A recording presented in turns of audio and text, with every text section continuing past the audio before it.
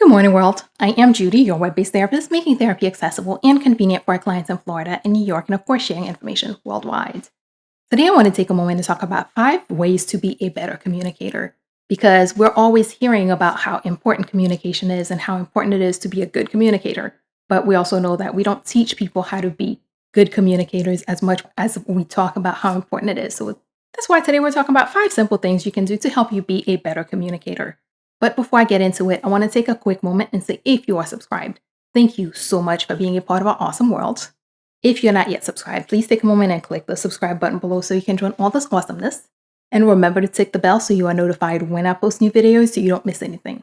And of course, if you'd like to purchase 1 or 3 of my books, also a link below that will take you to a site that shows you all your different options of where you could get 1 or 3 of my books.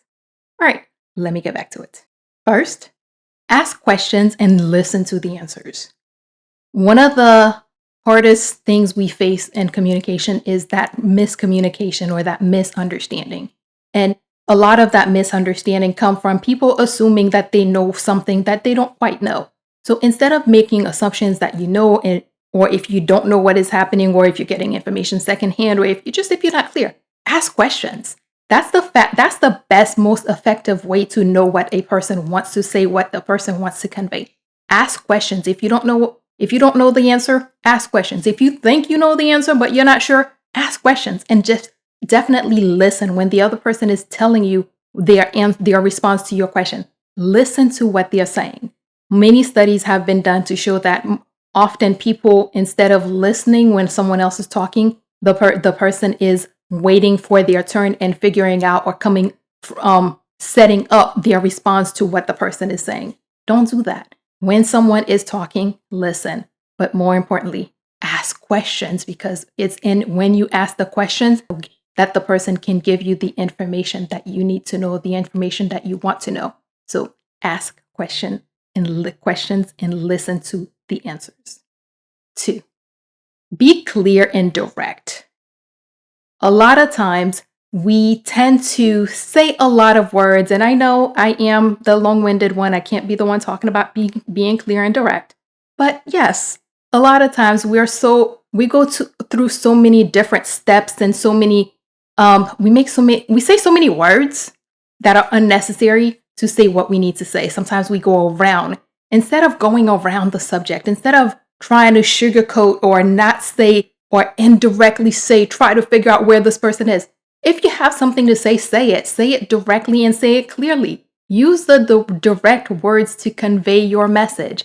Don't try to sugarcoat it, because sometimes in trying to sugarcoat something, we are not exactly clear in our meaning. And if we are not clear in what we intend to say, then the person does not get the message that we intend to convey. So instead, be clear. If you have something to tell someone, tell them exactly what you mean.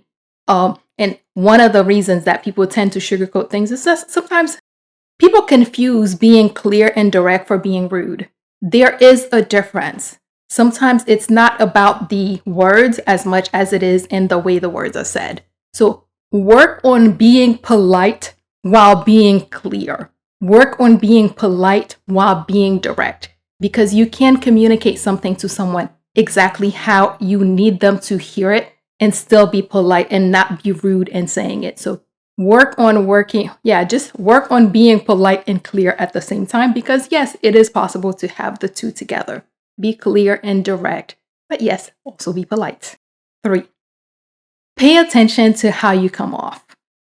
A lot of times, the way we think we sound is not exactly the way we do sound. People perceive things based on how we come off to them. So it's important to take the time and hear yourself. Sometimes if you don't necessarily hear your own words and someone is telling you, hey, this is what I'm getting when you're speaking, take the time and hear that. Because when we understand how we come off to people, it gives us a better base to communicate with other people.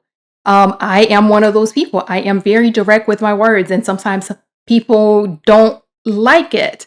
And because sometimes I forget to do the, hey, how you doing? Good morning, this, that, and the other. Like if I'm writing an email, I'll start with answering your question and telling you everything you said that I needed to say. And then I'll go back to the top and like, good morning, I hope you're doing good. But sometimes it's important to take the time and understand how you come off to people. And the reason I know that I need to stop and go back to the beginning of an email is because people did tell me that, yeah, you're so brash, you're so this, you're so that when you communicate. And I started realizing that, hey, I wasn't saying good morning, I hope you're doing good.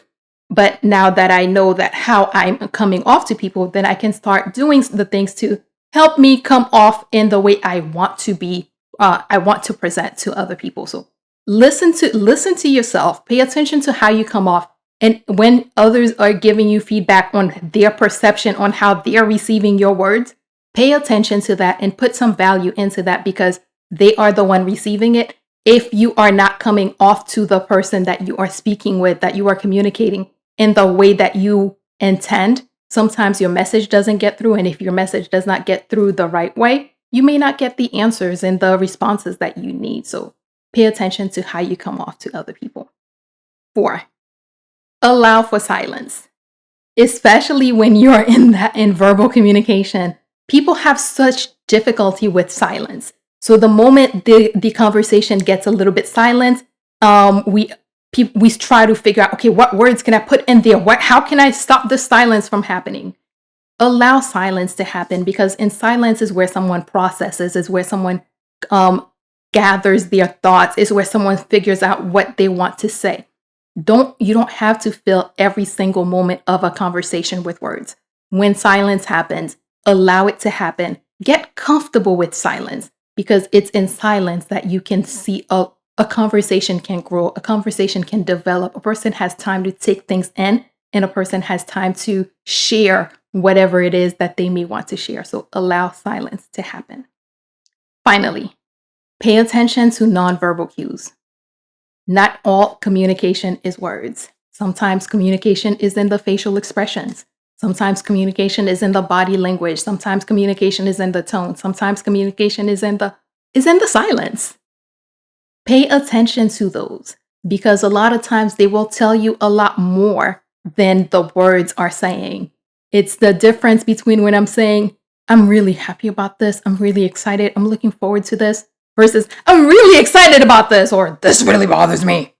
So pay attention to the nonverbal cues, the body language, the tone, the everything that's happening, because not only does it give you information, it also tells the other person, hey, you're here, you're paying attention to them, you are valuing what they're saying. But if someone is talking and you're busy on your phone, or you're doing this, that, and the other, then it does say something about you, because it can come off very dismissive to the person that you're communicating.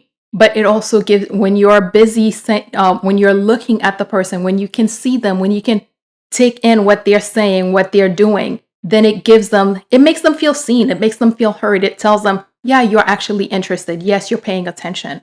And of course it says, yeah, you care. And you're not on your phone to say, yeah, I really don't care what you're saying, but I'm here because I have to be here. I'm pretending to listening, but I'm not.